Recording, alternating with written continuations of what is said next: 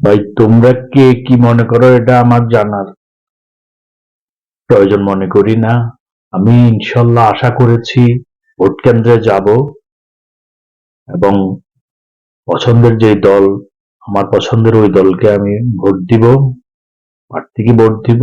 পাশাপাশি হা না ভোটের ক্ষেত্রে আমি না ভোট দিব। আমার মতে আমাদের 15-16 বছরের সংগ্রামী ছিল সঠিক একটা নির্বাচনের মাধ্যমে। ওই সরকার যদি নির্বাচিত হতো ওরা থাকতো, আর নাহলে যে সরকার আসতো ওরা দেশ চালাতো। এইটা পয়েন্ট।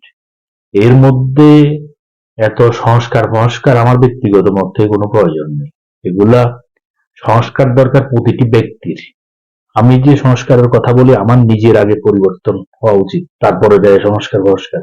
অতএব না ভোট, নাই জয়যুক্ত হোক, নাই জয়যুক্ত হোক, নাই জয়যুক্ত হোক।